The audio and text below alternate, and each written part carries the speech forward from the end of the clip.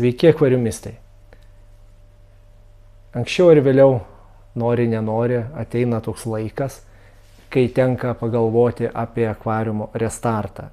Ir tikrai tai nėra pats maloniausias darbas, reikalaujantis daug kantrybės ir dažnai užimantis tikrai ne vieną pusdienį, o gal net ir visą dieną mūsų laiko.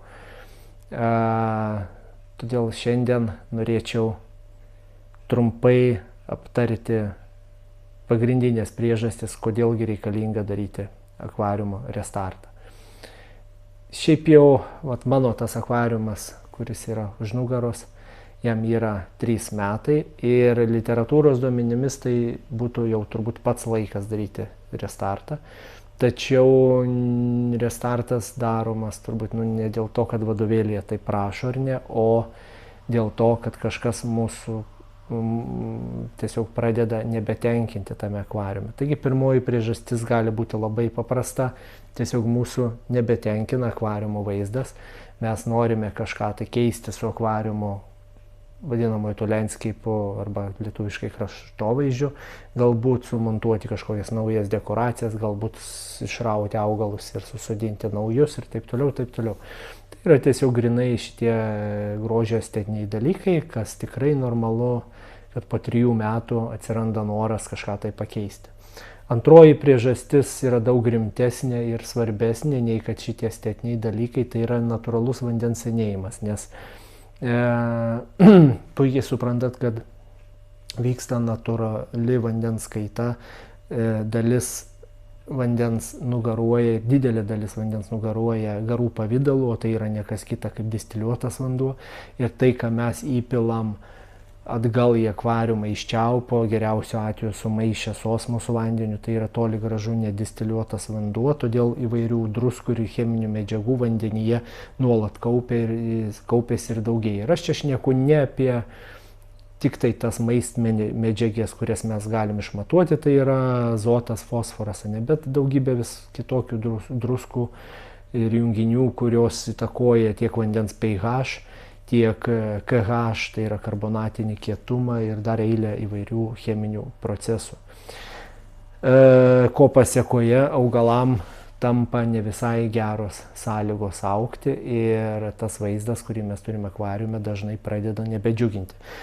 Taigi dar viena priežastis, kuri susijusi šiek tiek ir su prieš tai mano minėta, tačiau yra niekam mažiau svarbi, tai yra grunto išsekimas ir uždumblėjimas. Tai akvariumuose, kuriuose nėra specialaus pogrunčio, tai rekomenduojama restartą daryti po metų, pusantrų, maksimum 2. Tuose akvariumuose, kuriuose yra specialus pogruntis, tai galima tempti 3-4 metus. Tai dabar, kaip sakiau, pas mane yra 3 metai. Bet ką aš pastebiu, kad tie augalai, kurie maitinasi šaknimis, labiau mėgsta maitinti šaknimis, jie jau tikrai gauna maisto medžiagų nepakankamai. Ir panašu, kad tas mano pogruntis jau yra visiškai išsekęs, išsivadėjęs, liaudiškai sakant, ir jisai nebeduoda tos naudos, kurios aš norėčiau, kad duotų.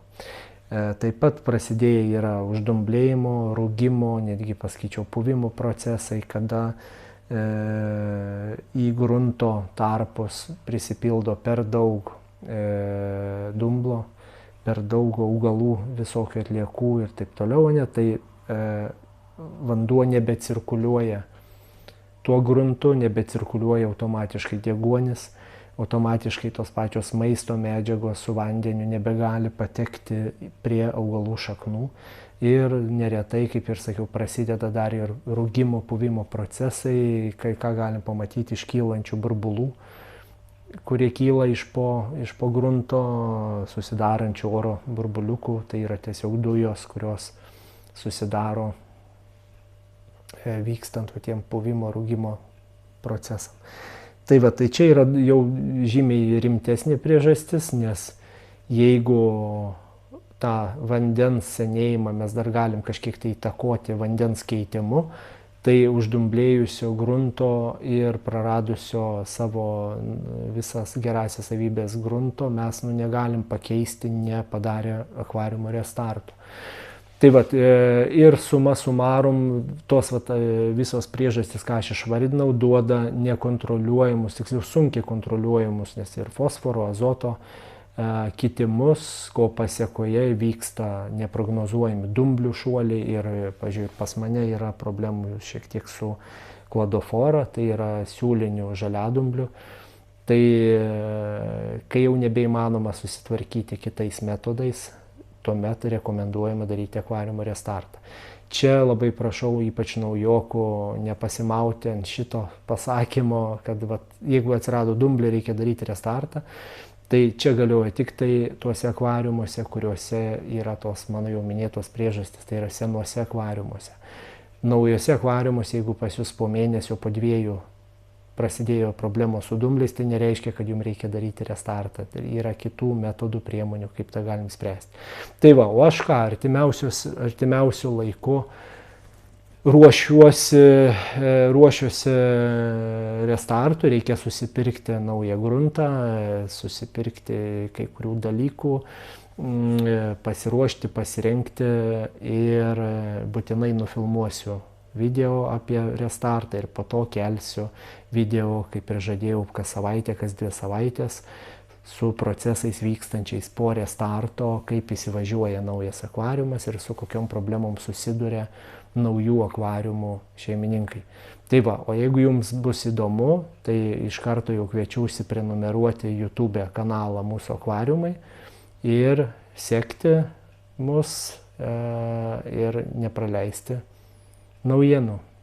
Tai ką, ačiū, kad žiūrėjot, iki pasimatymo, lauksiu komentarų, taip pat jūsų laikų, jūsų pastebėjimų, pasiūlymų, nes tik tai iš jūsų reakcijų aš galiu suprasti, ar tai, ką aš darau, yra reikalinga, ar tai naudinga jums ir ar verta man tai daryti. Ne? Tai todėl labai dėkingas visada būnu už jūsų paspaudimą laikų, už jūsų kanalo Mūsų akvariumai prenumeravimą. Iki malonaus, iki greito pasimatymo.